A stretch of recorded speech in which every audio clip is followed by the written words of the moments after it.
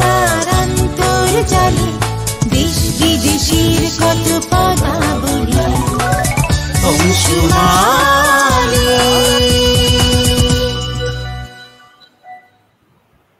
প্রিয় দর্শক বন্ধুরা, বংশমালী আয়োজিত ভাষাতত্ত্ব বিষয়ক অনুষ্ঠান বর্ণবীক্ষণের আজকের পর্ব নিয়ে আমরা চলে এসেছি আবারও। গত পর্বে আমি ছিলাম না, নারায়ণবাবু কট ক্রিয়ামূলজাত শব্দ নিয়ে এবং কঠোপনিষদ এইসব নিয়ে আলোচনা করছিলেন, খুব ভালো লেগেছে আমার। এখানে দর্শক বন্ধুরা একটা প্রশ্ন আছে, সেটা আমি করব। উনি হচ্ছে আমাদের একজন দর্শক বন্ধু একটা প্রশ্ন করেছেন, যতটা সম্ভব আহমেদ অলি আর কি, উনি একটা প্রশ্ন করেছেন। আহমেদ অভি, সরি, আহমেদ অভি। উনি একটা প্রশ্ন করেছেন যে যতদূর সম্ভব দন্ত ন বর্ণটা নিয়ে উনি বিস্তারিত আলোচনা চেয়েছেন। আমাদের ক বর্ণ নিয়ে আলোচনা হচ্ছে এবং তার দিয়ে শুরু বিভিন্ন ধরনের শব্দ নিয়ে আলোচনা হচ্ছে। সেখানে ক মূর্ধন্য কন এবং ক দন্তন্য কন আর কি ক্রিয়ামূলজাত শব্দ নিয়ে যখন আলোচনা হবে, নিশ্চয়ই আপনি আর কি ন বর্ণের বিস্তারিত সেখানেও কিছুটা আলোচনা করবেন। আবার যখন ন বর্ণটা আসবে স্বাভাবিকভাবে সেখানেও আলোচনা হবে। আপনি একটু ধৈর্য ধরে অপেক্ষা করুন, যেহেতু এখন কট আর কি ক্রিয়ামূলজাত শব্দ নিয়ে আলোচনা হচ্ছে। আশা করি আপনি খুব তাড়াতাড়ি আর কি আপনার প্রশ্নের উত্তর পেয়ে যাবেন, একটু অপেক্ষা করুন। আচ্ছা, দর্শক বন্ধুদের কাছে অনুরোধ করবো, আপনাদের যদি কোনো প্রশ্ন থাকে আপনারা অবশ্যই কমেন্ট বক্সে সেই প্রশ্ন করবেন। আর আজকের তো অনুষ্ঠানে আমি নারায়ণবাবুকে স্বাগত জানাতেই ভুলে গেলাম। নারায়ণবাবু স্বাগত জানাই। কেমন আছেন বলুন? অনেকদিন পরে আপনার সঙ্গে দেখা হচ্ছে। ভালোই আছি, অনেকদিন পরে। আচ্ছা, আমাদের আর কি গ্যাপ হয়ে গিয়েছিল অনেকটা। যাই হোক, আমার একটা প্রশ্ন ছিল, আপনি যেহেতু কট নিয়ে আলোচনা করছেন, আমার একটা প্রশ্ন ছিল যে বৈশম্পায়নের আর কি শিষ্য কট একজন মুনি ছিলেন, তো তার নাম কেন কট? আপনি তো কট উপনিষদ নিয়েও আলোচনা করেছেন, তো এইটা যদি একটু ব্যাখ্যা করে দেন যে ওই মুনির নাম কেন কট, তারপরে যদি আপনি কট। হ্যাঁ, ঠিক আছে, প্রশ্নটা করি। নববর্ণের প্রশ্ন যেটা আছে সেটার উত্তর আমি আজকে দিলাম না, ওটা ওই কনের সংখ্যা মূর্ধন্য বলার সময় নয়ের একটা ছোটখাটো ব্যাখ্যা আমি দিয়ে দেবো। আবার যখন সত্যি সত্যি আমরা নববর্ণে প্রবেশ করব, মূর্ধন্য দিয়ে তো শব্দ শুরু হয় না, দন্তন্য দিয়ে শব্দ শুরু হয়, তখন আবার এই সানুনাসিক বর্ণগুলো নিয়ে আমরা একটা মোটামুটি ভালোভাবেই আলোচনা করব। আর আমরা এখন ক বর্ণেরই আছে, ক বর্ণের সঙ্গে বিশেষ কিছু কিছু সব বর্ণ যুক্ত হয়ে শব্দ যে হয় সবসময় তা নয়, প্রয়োজন হয়নি, সেই জন্য সমস্ত বর্ণ যোগ করে শব্দও তৈরি হয়নি। যেমন সেই জন্য আমরা কটে ছিলাম, কট থেকে আমরা বলেছিলাম ডয়শূন্যরতে যাব। তো আসলে ট, ঠ, ড, ঢ, মূর্ধন্য এই পাঁচটাই হচ্ছে ট বর্গের অন্তর্গত। ফলে ট বর্গের যে বৈশিষ্ট্য, টঙ্কার অথবা টঙ্কারের স্থিতিরূপ বা গতিময়তা, কট্টরতা, টঙ্কারের দ্বিত্ব মানে রিপিটেডলি টঙ্কার করে যাওয়া, বা টঙ্কার একদম স্তব্ধ হয়ে টঙ্কারহীন অবস্থায় স্থিতরূপে থাকা, এবং সেই স্থিতরূপে থাকতে গেলে তার যে গঠন, একটা সত্তার মানসিক গঠন এবং দৈহিক গঠন, টঙ্কার যদি না থাকে তাহলে তার চেহারাগুলো কেমন হয়, তাদের মানসিক গঠন কেমন হয়, ওই ডয়শূন্যর দিয়ে আমরা কি করি, গড়ে নিতে পারি, গড়াতে পারি, আবার গড়তেও পারি। এই যে আমরা মাটি দিয়ে পুতুল বানাই বা গড়ে তুলি, দুর্গ গড়ে তুলি, হ্যাঁ, বা গড়াই, আমরা বেড়াই, গড়াই, এরকম যে ব্যাপারগুলো, পাথর গড়ায়, কাঠ গড়ায়, ছুটে যায় না, কিন্তু দৌড়য় না। শক্ত কঠিন জিনিস সেগুলো দেখবেন তরল জিনিসও গড়ায়, কিন্তু তরল জিনিসের কাঠিন্য এরকম থাকে না। ফলে কঠিন বস্তু, কঠিন সত্তা, কঠিন মানসিকতা, এইগুলো নিয়ে আমরা আমাদের কঠের মধ্যে মূল আলোচনা ছিল। এটার উৎস হচ্ছে কঠ নামক মুনি, বৈশম্পায়ন। উনি একজন বিখ্যাত ঋষি, দেখবেন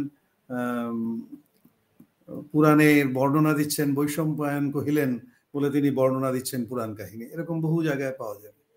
তো বৈশম্পায়ন, সম কথাটা বই হচ্ছে বয়ের বৃদ্ধি, বয় ব বা বহন ক্রিয়া, তা যেমন আমরা বি বি বলি, বিটাকে বাড়িয়ে দিলে সেটাও বই হয়ে যায়।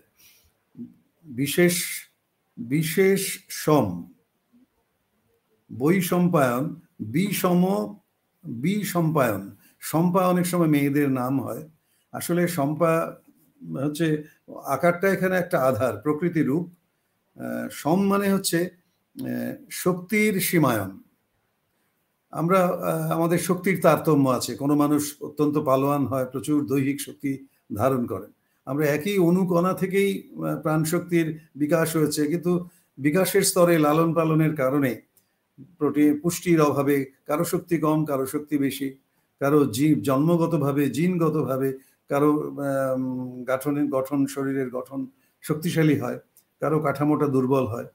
সেটা আবার অনেকে ব্যায়াম ট্যায়াম করে যোগাভ্যাস করে যোগাসন করে তারা সেটাকে আবার শক্তিশালী করেন। তো এই যে শক্তি প্রয়োগের ব্যাপারটা আছে, এই যে কঠের ভেতরে, এই সমের ভেতরে বৈষম্পায়ন, যার পুত্রের নাম শিষ্য বা পুত্র মানে তার চিন্তা ভাবনা থেকে প্রসূত এরকম একটা সত্তা। পুত্র মানে বায়োলজিক্যাল চাইল্ড নাও হতে পারে, কনসেপচুয়ালি একজন শিষ্যও পুত্র হতে পারে, আবার বায়োলজিক্যাল চাইল্ডও হতে পারে। আমাদের এই সমস্ত জায়গায় একটা মনে হচ্ছে যেন একটা সন্তান, পুত্র বলছে মানে তার নিজেরই স্ত্রী বা তার বংশগত কোনো সন্তান, সেটাও হতে পারে, সেটা নাও হতে পারে। পুত্র বানান তো দুরকম, আমরা সেগুলো পরে যাব, এখন আর জটিলতায় যাচ্ছি না, ঢুকছি না। তো এই মুনি কঠের বৈশিষ্ট্যটা কিরকম ছিল? তিনি যমের সঙ্গে মুখোমুখি হয়ে এই যে নশ্বর দেহ, এই দেহটা তো অসত্য, এটা তো মিথ্যা, আসল সত্য তো আত্মা। আমি যখন মৃত হয়ে, আমি যখন এই পরমাণুর মতো আমি যখন মহাকাশে বিচরণ করতে থাকবো, কি রূপে আমি জানি না, সেটার প্রত্যক্ষ প্রমাণ অনেকের কাছে নেই, অনেকে সেটা অনুভব করতে পারেন। তো এই যে এক একটা বিসর্গের একটা বিন্দু থেকে শুরু একটা অস্তিত্ব, সেই অস্তিত্বটা বিসর্গে গিয়ে শেষ হয়ে যাচ্ছে, এই যে সাময়িক, এটা একটা মুহূর্ত, একটা জলের বুদবুদের মতো বিশাল কালখণ্ডে, ওটা মুহূর্ত ছাড়া কিছু নয়। সেই মুহূর্তের মধ্যে তিনি মৃত্যুর এই যে কঠিন পরিণতি, সেই পরিণতি দেখে তারপরে অভাব দারিদ্র, যেমন ধরুন কঠ কি করেছিলেন, পিতৃসত্য পালনের জন্য তিনি যমের মুখোমুখি হয়ে অনেক কঠিন কঠিন প্রশ্ন করেছিলেন, জীবনে কিভাবে চলা উচিত, তার দর্শন দৃষ্টিভঙ্গি কি হওয়া উচিত। আসলে কঠোপনিষদে এই তর্ক বিতর্কগুলোই আছে।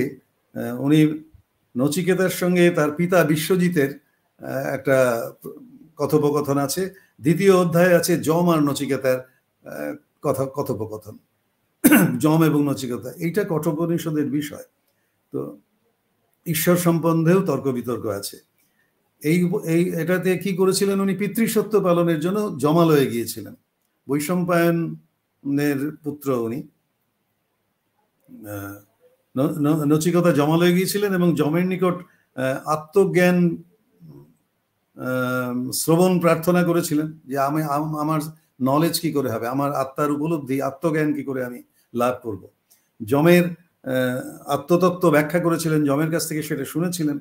হ্যাঁ, চিত্তশুদ্ধির প্রয়োজনীয়তা, আত্মার একত্ব, আত্মা যে একক, একটা ইউনিট, সেই একত্ব, সে যেমন পরমাত্মার সঙ্গে যুক্ত ঠিকই, আবার আত্মা একক যে অস্তিত্ব, সেই একত্ব, পরমাত্মার সর্বব্যাপকতা, এই যে সমস্ত অস্তিত্বের যে মূল অর্থ আত্মা, সেলফ, প্রত্যেকটা অস্তিত্বের একটা সেলফ আছে, আত্মভাব আছে,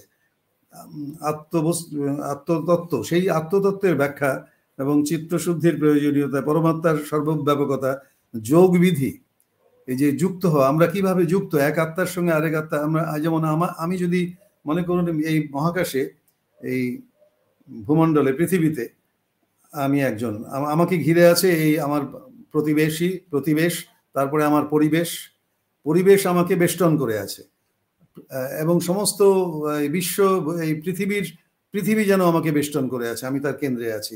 আবার পৃথিবীকে বেষ্টন করে আছে সৌরমণ্ডল, সৌরজগৎকে আবার বেষ্টন করে আছে গ্যালাক্সির পরে সারা গ্যালাক্সির পর গ্যালাক্সি, অনন্ত সংখ্যক গ্যালাক্সি, তারপরে সেই কসমিক বিশ্ব।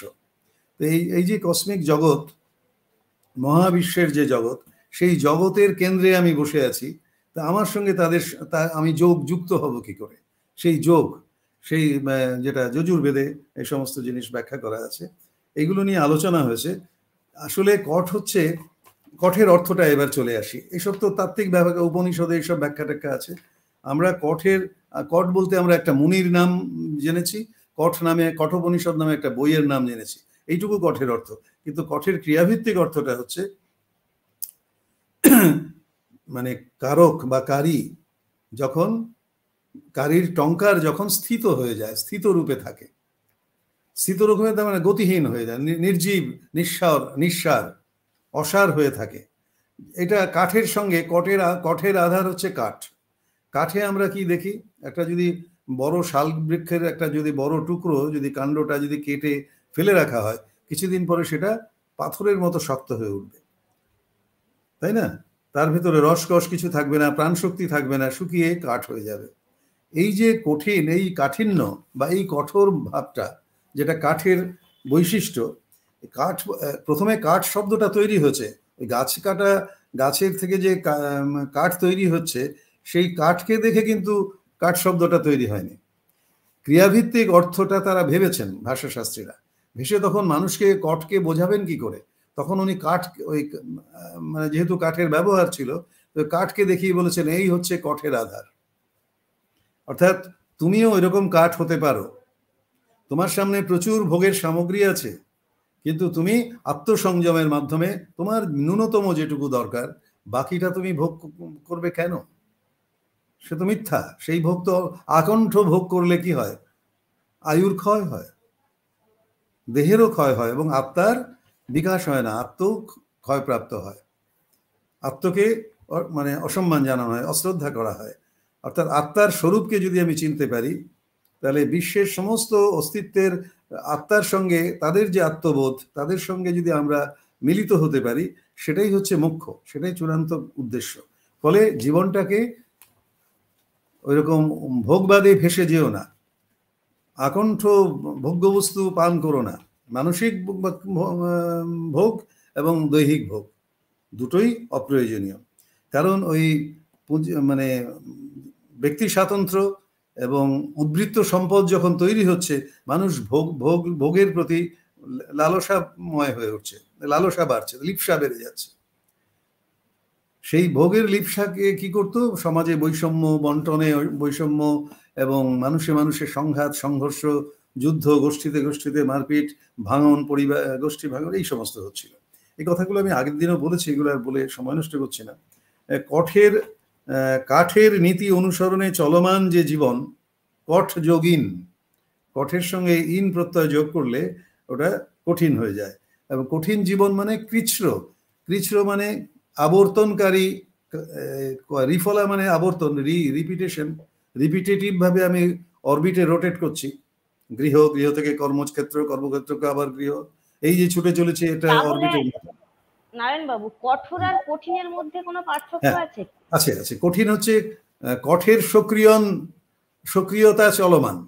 কঠের সক্রিয়ন চলমান হলে সেটা কঠিন হবে। কাঠিন্যটা চলতেই থাকবে, কঠিন মানে কন্টিনিউড হবে, চলমান। আমি কঠ হয়ে মুহূর্তের জন্য কঠ হব না, আমি সমস্ত জীবন ধরে আমি কৃচ্ছ্র সাধন করে যাব। ওই বৈশম্পায়ন শব্দের মধ্যে সমের, শক্তির সীমায়ন, অর্থাৎ আমার শরীরে অনেক শক্তি আছে, আমি শক্তির প্রদর্শন করব, তাহলে তো হিংসা, সংঘাত, মৃত্যু অনিবার্য।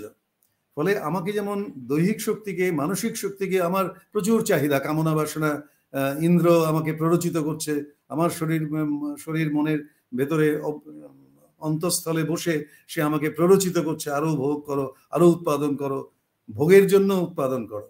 এই যে বার বৃদ্ধি, এখান থেকে আত্মসংযম করে নিজেকে সংযত করা, এই যে কাঠিন্য, এই কাঠিন্যের দর্শন জীবনে, এই কৃচ্ছ্র সাধনের দর্শনটা, এই জন্য এই কঠ শব্দটা, কঠ ক্রিয়ামূলটা অত্যন্ত গুরুত্বপূর্ণ। কঠিনের ভেতরে সক্রিয়ন আছে, রস্বীকার দিয়ে আমরা ইকার দিয়ে কি বলি? গতিশীলতা বোঝাই। আমি কঠ হয়ে যাব, হয়ে আমি গতিশীল হব, অর্থাৎ চলমান থাকবো কঠ হয়ে। কঠিন জীবনটা চালিয়ে যাব। গান্ধী কঠিন জীবন বলা হয়।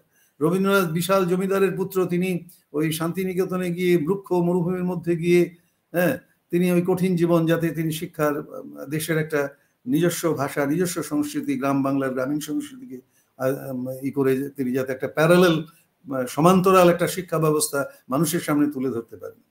তো এই যে কঠিন জীবনগুলো তারা বেছে নিয়েছিলেন অনেকেই, এটাই আমাদের ভারতীয় দর্শন, যে শুধু ভোগে ভেসে ভেসে যেও না। দেখুন, কঠিন শব্দের কতগুলো অর্থ আছে: নিষ্ঠুর, নিষ্করুণ, নির্দয়, কঠোর, দৃঢ়, কর্কশ, স্তব্ধ, পরুষ, কটু, দুঃসহ, দৃঢ়বদ্ধ, রসহীন, শুষ্ক, সান্দ্র, নিবিড়, মূর্ত, দুর্বোধ, দুর্বোধ্য বা দুর্বোধ, দুরূহ, বিষম, কৃপণ, ব্যয়কুণ্ঠ, ব্যয় করতে কুণ্ঠা, ব্যয়কুণ্ঠ মানে বৈকুণ্ঠ নয়, মানে ব্যয় কুণ্ঠা, প্রগাঢ়, সুগম্ভীর, গুরু লঘু, বিচার শূন্য, কষ্টকর, দুষ্কর, দুঃসাধ্য, স্থলী, ভাজন, খনিত্র ইত্যাদি অনেক শব্দ আছে। আর কঠোরের মধ্যে কি আছে? ঠয় ওকার, কঠ যোগ ওর, ওর ওর মানে, ও মানে হচ্ছে ওর ভেতরে, আমি একটা বৃত্তাকার যদি ও হয়, আমরা ইংরেজি ওটাও বৃত্তাকার, গোলাকার, আর আমাদের ওকার যেটা, সেটাও দেখবেন ওকার দিই, বাঁদিকে একার, আবার তারপরে উপরে মাত্রা, তারপরে ওটাকে আবার ঘিরে দিই, আকার দিয়ে ঘিরে দিই, মানে এটার জন্য একটা, মানে একটা ঘিরে রাখছে সবকিছুকে, অর্থাৎ সমস্ত দিক, সার্বিক, সার্বিকতার আধার, সব দিককে ধরে রাখে, সমস্ত কিছুকে। তো ও ও হয়ে কি হয়? আবর্তিত হয়, সার্বিক আবর্তন, অর্থাৎ কঠের সার্বিক আবর্তন। সার্বিকভাবে কঠ যদি রয়ে যায় আমাদের ভেতরে, বা সেই কঠের ভেতরে আমরা আবর্তিত, সেটাই কঠোর। কঠোরের সঙ্গে কঠিনের তফাৎ কিছু নেই। কিছু কিছু শব্দের, কঠোর শব্দে, কঠিন শব্দে নিষ্ঠুর, নিষ্করুণ, এটা ঢুকিয়েছে, এগুলো আমি ইয়ের থেকে নিয়েছি, সাধারণ ডিকশনারি থেকে সমস্তগুলো। একটা সূক্ষ্ম তফাৎ কোথাও আছে। কঠিন আমরা প্রতিটি মুহূর্তে কঠিন হতে পারি না। চরিত্রে চারিত্রিক দৃঢ়তা, আর তার মধ্যে নিষ্ঠুরতা, নিষ্করুণ হওয়ার তো কোনো কারণ নেই। সবটাকে মিশিয়ে ফেলা যায় না। এগুলো আলাদা আলাদা শব্দগুলোর অর্থও আছে, কিন্তু এগুলো সমার্থক শব্দের মতো করে সব ঢুকিয়ে দেওয়া আছে, ক্লাবিং করা আছে। এর থেকে গ্রহণ বর্জন করে আসল অর্থটা বুঝতে হবে। ক্রিয়াভিত্তিক অর্থটা বুঝলে বোঝা যাবে পুরোটা। ওই শব্দগুলোর মধ্যে কাঠিন্য ছাড়াও আরো অনেক কিছু কথা, অর্থ ঢুকে গেছে, মানুষ ব্যবহার করতে করতে এভাবে অর্থগুলো এসেছে। আচ্ছা, কঠোর হচ্ছে কারি, যেখানে শান্ত হয়ে গেছে, স্থির হয়ে গেছে, মানে শায়িত অবস্থায় যেমন থাকে, কাঠ যদি শায়িত থাকে, তাহলে শক্তি কি হচ্ছে? শক্তিটা স্তিমিত হয়ে গেছে, স্থির রূপে।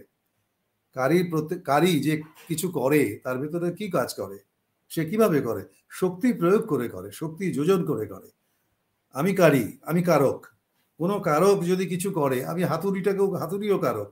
হাতুড়ি দিয়ে আমি যদি একটা কুঠার দিয়ে যদি একটা গাছের গোড়ায় আঘাত করতে থাকি, তাহলে সেখানে শক্তির দরকার হয়, পেশি শক্তি, জ্ঞান শক্তি, বাহু শক্তি, স্কন্ধ শক্তি বা ঊর্ব শক্তি, কোমরের শক্তি, হ্যাঁ, জ্ঞান শক্তি, বীর্য শক্তি, বক্ষ মানে স্কন্ধ শক্তি বললাম, হ্যাঁ, অংশ শক্তি।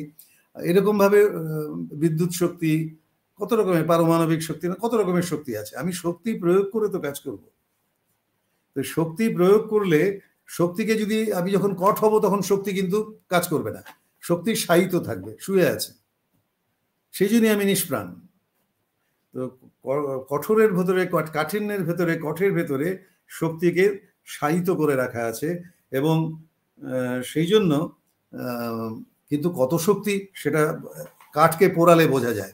একটা কাঠকে যদি আমি পোড়াই, একটা শাল কাঠের একটা গুঁড়ি বা একটা লগ যদি পোড়াই, তাহলে কতক্ষণ ধরে পুড়বে, এবং কত বিদ্যুৎ শক্তি, তার ওয়াটেজ বা ভোল্টেজ কি বলে, শক্তি মাপার যেসব বিদ্যুৎ ব্যবস্থা, বিদ্যুতে এইসব টার্মিনোলজিগুলো আছে, সেটা মাপলে দেখা যাবে এটা বিশাল শক্তির অধিকারী। তাহলে আমার ভেতরে অনেক অনন্ত শক্তির সম্ভাবনা আছে। তো আমি সেটা সবসময় টঙ্কৃত করব না, আমি সংযম করব। সম্পায়ন, সমের পালন। সম্পা মানে হচ্ছে সমের পালন থাকে যার ভেতরে। শক্তিকে যে সীমায়িত রূপে, সে মাঝে মাঝে, সম্পার একটা প্রতীকী অর্থ আছে ডিকশনারিতে।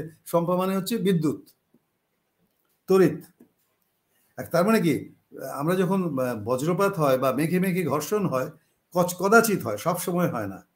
সম্পা তার শক্তি যেটা সীমায়িত হয়ে থাকে, শায়িত অবস্থায় থাকে, কন্ট্রোল নিয়ন্ত্রিত হয়ে থাকে, সুপ্ত অবস্থায় থাকে, কখনো কখনো সে এমন বিদ্যুৎ ঝলক দিয়ে দেয় যে সে তার কতটা শক্তি সেটা আমরা চাক্ষুষ করতে পারি বিদ্যুৎ চমকের সময়। ওই জন্য বিদ্যুতের আরেক নাম হচ্ছে সম্পা।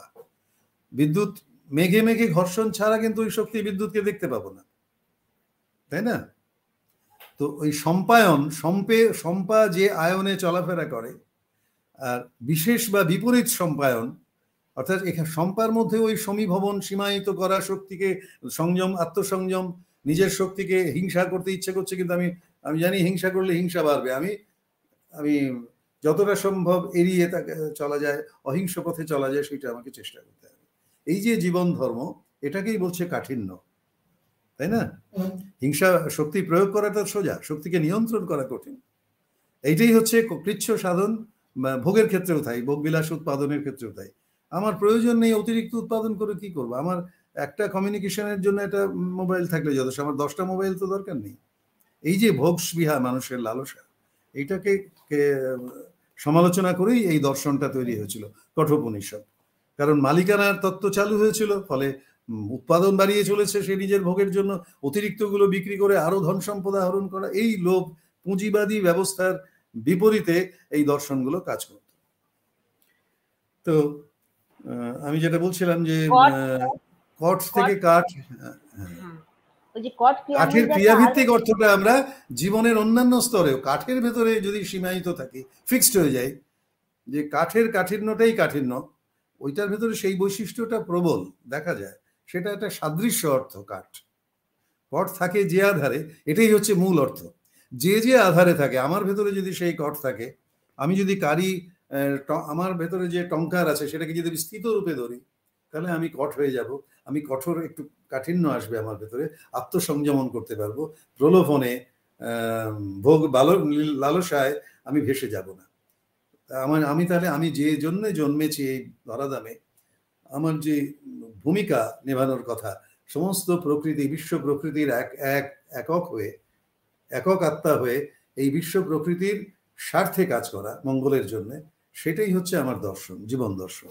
এই জীবন দর্শনটাকে কথা বোঝানোর জন্যই আমি এই শব্দগুলোকে আলোচনা করলাম একটু গুরুত্ব দিয়ে, আজকে রিপিট করলাম আর একটু। এরপরে আমরা করে চলে যেতে পারি, যদি কোনো প্রশ্ন না থাকে বলুন। বলছি যে না, ঠ হলো তো, তাহলে এবারে কন ক্রিয়ামূলটা ডয় শূন্য রটা রয়ে যাচ্ছে, ড ঠ ড ঢ, একদম ডয় শূন্য রটা থেকে যাচ্ছে, ড এবং ডয় শূন্য র। হ্যাঁ, ডয় শূন্য ডটা আমরা পাবো, কড বলে কোনো শব্দ ব্যবহার করি না, কর, কর, কুরমুরে বা কুরকুরে, বা করকর, বা বাজ পড়লে যেরকম একটা করকর আওয়াজ হয়, বা ধরুন করা বা করি, করা হচ্ছে ডুইং, মানে করা, ক্রিয়া করা, ডয় শূন্য রয় আকার। আমরা ট বর্গে আছি, ট ঠ ড, ডয়ে বিন্দু দিলে ওটা র হয়ে যায়, ওটা ডয়ন ক্রিয়াটাই গড়ানো বা উড়ে যাওয়া, বা ওই আমরা উড বলি না তো, ওরাটাকে ডয় শূন্য রয় আকার দিয়ে বলি, আমিও রয়ের কথা বলছি, উড্ডয়ন বলি আমরা, শুদ্ধ ভাষায় ড দিয়ে উড্ডয়ন বলি, উড্ডীন হই। কিন্তু সেটা যখন আমরা গতিময়তা করে বয়শূন্য রয়ের মতো, যেমন তলায় একটা বিন্দু বসিয়ে তাকে একটু, এর ভেতরে রহস্যময়তা, বিন্দু দিয়ে রহস্যময়তা সৃষ্টি করা, কিন্তু এখানে রহস্যটা খুব ন্যূনতম, ডয় শূন্য র, ডয় শূন্য র, বয় শূন্য র, এই তিনটির তলায় যে বিন্দুটা ব্যবহার করে, এর ভেতরে রহস্যময়তা খুব কম আছে। ওই ক্রিয়ারই একটু অন্য রূপকে বোঝানোর জন্য ড দিয়ে ডয়ন বলা, ডয়নের মধ্যেও কিন্তু ওই গড়ানোর ব্যাপারটা আছে, কিন্তু ওটাকে আরো নির্দিষ্ট করে ক্রিয়াটাকে আলাদা করে বোঝানোর জন্য ডয়ন, মানসিক ডয়ন আছে, মানসিক উড়ান আছে। সেই জন্য ওই ডয়ন আর উড়ানকে পার্থক্য করার জন্য আমরা এটাকে একটা বিন্দু দিয়ে, এটা আমাদের ভাষা সংস্কার যারা সংস্কার করে এই বর্ণগুলোকে অ্যাড করেছেন। এটা আমরা যখন ড দিয়ে আলোচনা করব, ড দিয়ে যেমন ধরুন ড দিয়ে শব্দ ওই উড্ডীন বললাম, উন্ন উঠান, ড দিয়ে একটু দেখতে হবে, আমি এই মুহূর্তে মনে আসছে না। ড দিয়ে শব্দ আছে। হ্যাঁ, ড অ্যাকচুয়ালি শব্দের শেষে আড্ডা, আড্ডার মধ্যে ড আছে, ড আছে তো। গাড্ডা, গড্ডালিকা, ওখানে ড আছে। অট্টালিকা তো প্রবাহ এই একটা ডয়ের কথা বর্ণের আছে। অর্থ যখন বলবো, তেমনি এখন আমরা ডয় শূন্যটা বলে নিচ্ছি এই জন্য যে এই করা, করি, এই শব্দগুলো এখানে বলে গেলে ভালো হয়। আমরা ডয়ে গিয়ে, ড বর্ণে গিয়ে আমরা ড বর্ণেরই আলোচনা করবো, তখন আর ডয় শূন্যটা নিয়ে অতটা ভাববো না, সেই জন্য এটাকে আগে আলোচনাটা করে নিচ্ছি। ঠিক আছে? তো একদম কর একদম। মানে হচ্ছে কারি যখন, কারি যখন ওই রকম কট থেকেই, ঠয়ের বৈশিষ্ট্যটা কিন্তু ডয় শূন্য রয়ের মধ্যেও থাকবে, ডয়ের মধ্যেও থাকবে। কাঠ গড়ায়, কিন্তু কাঠ উড়তে, নিজে উড়ে যায় না, উড়তে পারে না। উড়বে যদি প্রবল ঝড়, ঘূর্ণিঝড় হয়, বাড়িঘর উড়িয়ে নিয়ে যায়, সেটা আলাদা, তখন ওই ডয় শূন্যরও কাজ করবে। কিন্তু নর্মালি একটা পাথরের, লোহার টুকরো, সে তাকে একটু উঁচু জায়গা থেকে নিচের দিকে গড়াবে। তরল যেমন সবসময় যে কোনো অবস্থাতেই নিচের দিকে গড়াবে, কিন্তু একটু বাধা পেলেই ওই ভারী জিনিসটাও আটকে যাবে। একটা যদি ছোট পাথর দিয়ে একটা বিরাট লককে যদি গতির সামনে রেখে দেওয়া যায়, তাহলেও আটকে যাবে। এই যে গতিটা, একটা ভারী বস্তুর, কঠিন বস্তুর গড়ান, মুভমেন্টের প্রকৃতিটা কেমন, সে দৌড়তে পারে না, উড়তে পারবে না, তাহলে সে গড়াবে। এইটা ডয় শূন্যর দিয়ে, এই জন্য এই বর্ণগুলোর দরকার। এই বর্ণগুলো ওই জন্যই তৈরি করা হয়েছিল, গড়ান উড়ান বোঝানোর জন্য। উড়োজাহাজ, হ্যাঁ, উডোজাহাজ বলবো না আমরা, উড়োজাহাজ বলবো। ওই শব্দের শেষে আসলে ডটা, আমাদের বাংলার ক্ষেত্রে শব্দের শেষে ডয়ের ব্যবহার হয় না, সেই জন্য আর কি সেখানে র, ডয় শূন্য র, ঢয় শূন্য র এই বর্ণগুলো সৃষ্টি হয়েছে আর কি শব্দের শেষে না, ডয়ের ব্যবহার। ব্যবহার আছে, আমি তো কতগুলো শব্দ বললাম, আমি না না, আছে, আমি আমরা শব্দের যাবো শেষের শব্দের কথা মধ্যে। বলছি, ওই যে হ্যাঁ, শব্দের শেষের কথা বলছি। শেষে, মাঝে বা শেষে। শেষে, হ্যাঁ শেষে, যেমন হচ্ছে ওই কড়া, রয় আকার, মানে খুব অল্প ব্যবহার হয়, দু একটা হ্যাঁ, শব্দ, এবং তাও দেখুন তার বড়া, দীপ্ত বড়া, বড়, হুম, বড় বলি না, বড়, বরদা, হ্যাঁ, হুম, বড় ঠাকুর, বড় এগুলো ঠাকুর। প্রত্যেকটাই হচ্ছে শব্দের শেষে যখনই ডর ব্যবহার হচ্ছে তখন সেটা ডয় শূন্য র হয়ে যাচ্ছে। এটা বারোবাগ্নি, বাংলার আর কি, বাংলা ভাষার একটা বৈশিষ্ট্য এটা। বেড়াজাল, আর বলি, আর, আর দিয়ে তো প্রচুর শব্দ, আরি, আরি, প্রচুর শব্দ আছে ডয় শূন্য র দিয়ে, খুব কম নেই। এককভাবে ডয় শূন্য র, শুধু ডয় শূন্য র বা শুধু ড দিয়ে শব্দের সংখ্যা কম হতে আবার পারে। ডয় শূন্য হ্যাঁ, র যেটা, সে আবার শব্দের প্রথমে বসতে পারে না, শব্দের না, প্রথমে ড ঢ শব্দের প্রথমে বসে, ডয় বসে, শূন্য ড র, ঢয় থাকবে, শূন্য র শব্দের ড দিয়ে প্রথমে শব্দ হবে, বসতে কিন্তু পারে ডয় না। শূন্য র দিয়ে শব্দ শুরু হবে না। হ্যাঁ, হুম, মূর্ধন্য দিয়ে শব্দ শুরু হবে না। অনুস্বার, এগুলো তো অনুতে বসে, মানে পশ্চাতে বসে, এগুলো শুরুতে কখনোই বসবে তার না। মনেই, মানে কি নামের মধ্যেই আছে আর কি নামের অনুস্বর, মধ্যেই আছে অনুস্বর। স্বরের পরেই অনুস্বর বসে। যেখানে থাকে, যে আধারে থাকে, সেটা অনুস্বার। আমরা মানে প্রকৃতি রূপটা, অনুস্বার ওটাই মানে হচ্ছে আধার। স্বরের পরে বসে যে। হ্যাঁ, অনুস্বরটা প্রকৃতি রূপ, যে আধার যে ধরে রাখছে, সেটা হলো অনুস্বার। অনুস্বারের ভেতরে অনুস্বার আছে, অনুস্বর আছে, এই আর কি। তো ওই জন্য অনুস্বারও বলে অনেকে। আসলে স্বরটা অনুস্বর, কিন্তু তার আধারটা হচ্ছে প্রকৃতি রূপে, যে এই একটা বিন্দু লিখে তার তলায় একটা হর্ষ চিহ্ন দিচ্ছি, এই যে চেহারাটা, এই চেহারাটাই হচ্ছে দেহ। এই দেহের ভেতরে অনুস্বরটা রয়েছে, দেহরূপটা হচ্ছে ওইরকম। এই বর্ণগুলো প্রত্যেকটাই, আমার যেমন একটা ফিজিক্যাল চেহারা আছে, একটা দৈহিক আকার আছে, এটা এটার ভেতরে কি আছে সেটা পরের কথা। বাহ্য রূপ যেটা, এটা হচ্ছে প্রকৃতি রূপ। এই প্রকৃতি রূপটা ভেদ করে তার ভেতরে অর্থটা জানতে হয়। আমার মনটা কেমন, আমার চেতনা কেমন, এগুলো যখন জানবেন, তখনই হচ্ছে প্রকৃত অর্থ।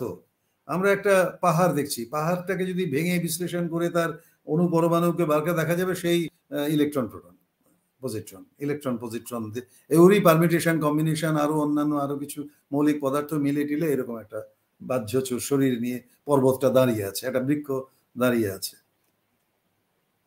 একটা তাহলে নারায়ণ বাবু, জলাভূমি দাঁড়িয়ে আছে, শুয়ে আছে, এগুলো আমরা দেখবো। আচ্ছা তাহলে নারায়ণ বাবু, আমরা ও, নতুন আমাদের শব্দ সময় এসে নিয়ে, গেছে। নতুন হ্যাঁ, ক্রিয়ামূল নিয়ে আমরা, কি আগামী হ্যাঁ, দিন আসি? আচ্ছা ঠিক আছে, তাও হতে পারে। তবু বলে নিই, কারির গরান যার ভেতরে থাকে, যেমন শক্ত করে কোনো জিনিসকে গড়া হচ্ছে, সেটাকে গড়া হচ্ছে, এই যে গঠন করা, গঠনের মধ্যে ঠ আছে। তো ট বর্গের বর্ণগুলো দেখুন, গঠনের ভেতরে ঠ, এবং গঠন করা মানে গড়া, তার ডয়শূন্য র। এই যে বর্গীয় বৈশিষ্ট্যগুলো অর্থেরও একটা কি বলবো সমচরিত্র, সমবৈশিষ্ট্য সম্পন্ন এই অর্থগুলো। এর সঙ্গে আত্মীয়তা খুব বেশি। একই বর্গের এক একটা বর্ণের সঙ্গে আরেকটা বর্ণের, যেমন আপনি কিছু ক্রিয়া করবেন, করতে গেলে তো আপনাকে গমন করতে হবে, গমন না করলে করো না, যার জন্য ক এর সঙ্গে গ, ক, আর করণের স্থিতিরূপ হচ্ছে খ, গমনের স্থিতিরূপ হচ্ছে ঘ, আর করণের রহস্যরূপ, গমনের রহস্যরূপ হচ্ছে উ। এইভাবে এক একটা বর্গ সাজানো আছে বিজ্ঞানসম্মতভাবে, একেবারে মেন্ডেলিয়েভ টেবিলের মতো, মেন্ডেলিয়েভের টেবিলের মতো, রসায়নের শাস্ত্রের যে টেবিল করা আছে মৌলিক পদার্থ সারণী, ঠিক সেইভাবে বর্ণগুলো সাজানো। ওই চ বর্গেও তাই। চ বর্গে দুটো মূল ক্রিয়া আছে, চয়ন, চয়নের স্থিতিরূপ হচ্ছে ছ, ছাদন ক্রিয়া, ছাওয়া, ছাউনি দেওয়া, ছাদের আওতায় থাকা, ছাদ আমাদের প্রহরী হয়ে থাকছে, আমি সীমায়িত হচ্ছি, আমাকে রক্ষা করছে, আকাশের ঝড় ঝঞ্ঝা তাপ উত্তাপ থেকে আমাকে রক্ষা করবে। এই যে আচ্ছাদনের ভেতরে ঢুকে যায়, এটা হচ্ছে চয়নের ক্রিয়া, চয়ন ক্রিয়ার চয়ন করে যে কর্মফল আমি আনবো তার স্থিতিরূপ, সেটা হচ্ছে ছ। জননের স্থিতিরূপ হচ্ছে ঝ, আর চয়ন জননের রহস্যরূপ হচ্ছে ইয়। এগুলো সব অনুস্বরেরই বিভিন্ন বর্গীয় রূপ, আসলে এগুলো সবই অনুস্বর। ও, ইয়, মূর্ধন্য, দন্তন্য, ম। এই শব্দগুলোতে, হ্যাঁ বলছি এই বর্ণগুলোতে যখন আসবো তখন যাবো, ঠিক আছে। তো আমরা এই যে কর শব্দটার অর্থটা তো আমরা বুঝে গেলাম। আমরা যখন কোনো কিছু কঠিন করে গড়ে তুলবো, টঙ্কারের স্থিতিরূপ যেটা কঠ, সেই কঠিন কিছু করব, আমরা একটু গড়বো, একটা মূর্তি করব, মাটিটাকে শক্ত করে পুড়িয়ে তারপরে ডাইসে ফেলে বা হাতে মুড়ে যখন শক্ত হয়নি, পোড়ানোর পুড়িয়ে শক্ত করব, তার আগে যখন মাটিটা নরম ছিল তাকে আঙুল দিয়ে ঠেসে ওটার গড়নটা আকৃতিগুলোকে তৈরি করে তারপরে শক্ত পুড়িয়ে শক্ত করে তারপরে তার উপরে প্রলেপ দিয়ে রং দিয়ে আমরা একটা মূর্তি বানালাম, চোখ আঁকলাম, এই সমস্ত করলাম। তো এই যে এই গড়নের মধ্যে কাঠিন্য আছে, এই ফলে ডয়শূন্যর ভেতরেও কঠ আছে, কিন্তু টঙ্কার আছে, সেই টঙ্কারটা শায়িত অবস্থায় আছে, সুপ্ত অবস্থায় আছে, সীমায়িত হয়ে আছে। হ্যাঁ, এইভাবে বুঝতে হবে। তাহলে আমরা ডয়শূন্য দিয়ে যতগুলো শব্দ আছে, কড়ি এবং কোমল, গানের ক্ষেত্রে দেখবেন কড়ি মানে কঠিন, আর কোমল মানে নরম, অকঠিন। অকোমল হলে সেটা কড়ি হবে, আর কোমল হলে সেটা নরম হবে, সুরটা মোলায়েম হবে। এই যে ব্যাপারটা, ওই ট বর্গের বৈশিষ্ট্য কিন্তু এই কড়ি শব্দের ভেতরে, ডয়শূন্যের মধ্যে ডয়ের ভেতরেও সেটা থাকবে। যে ডয়ের স্থিতিরূপ হচ্ছে ঢ। ডাক, আমরা যে ডাক দিই, সেই স্বরটা নর্মাল যে কথাবার্তা বলি, মিষ্টি স্বরে যে কথা বলি, ডাক দেওয়ার সময় স্বরটা উচ্চগ্রামে উঠে যায়, সেটা কিছুটা কর্কশ শোনায়, কিছুটা চিৎকারের মতো শোনে, সেটা শ্রুতিমধুর হয় না, সেটা কাঠিন্য, এক ধরনের কাঠিন্য পেয়ে যায়। সেই জন্য ডাক দিই যখন, ডাকিনি আগেকার দিনে যে গ্রামের সবাইকে ডাকতো, হ্যাঁ, এক ধরনের ডাকঘর, হ্যাঁ, ডাকঘর, ওই পিয়নরা রানার ছুটেছে, সে একটা ঢন করতে করে ঢ, ওখানে আবার ঢ, লণ্ঠনের ঠ, এই যে স্থিতিরূপ, হ্যাঁ, টঙ্কারটা স্থিত রূপে আছে, লণ্ঠনের একটা আওয়াজ, নড়ছে লণ্ঠনটা, ছুটছে যেহেতু রানার, বলে ওগুলো দেখবেন ওখানে ঠ বর্ণের ব্যবহার। অনেকেই বলেন ট ঠ, এই ড ঢ, ঢয়শূন্য এসব বর্ণগুলোর কোনো প্রয়োজনই নেই বাংলা ভাষায়। এরকম মতামত চালু আছে, বহু লোক এটার প্রবক্তা। না, ওই সমস্ত অবাঞ্ছিত মন্তব্যের লাভ নেই, তার কারণ আগামী দিনে আমরা আমাদের ওই সমস্ত বর্ণ নিয়ে যে সমস্ত শব্দ আছে তাতেই আমরা বুঝতে পারি যে এই সমস্ত বর্ণগুলোর কতটা প্রয়োজন বাংলা ভাষায়।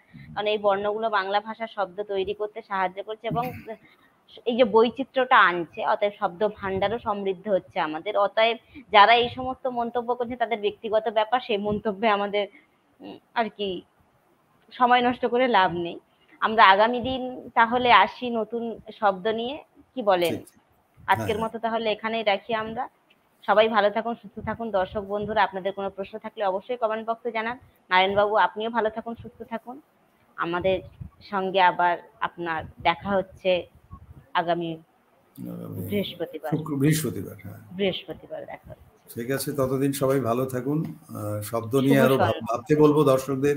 শব্দের অর্থ গভীরে যাওয়ার চেষ্টা, ক্রিয়াভিত্তিক অর্থটা কি, ধাতুটা, ক্রিয়ামূলটা কি ছিল, তারপরে অর্থের বিবর্তন হয়েছে, সেগুলোকে আমরা ধরতে পারবো কোথায় কোথায় কিভাবে পাল্টেছে।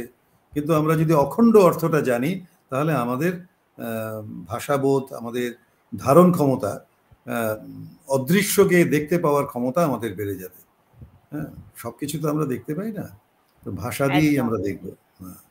নমস্কার, ভালো থাকুন সবাই, শুভেচ্ছা রইল। সবাইকে শুভ সন্ধ্যা, আপনাকেও শুভ সন্ধ্যা। নমস্কার।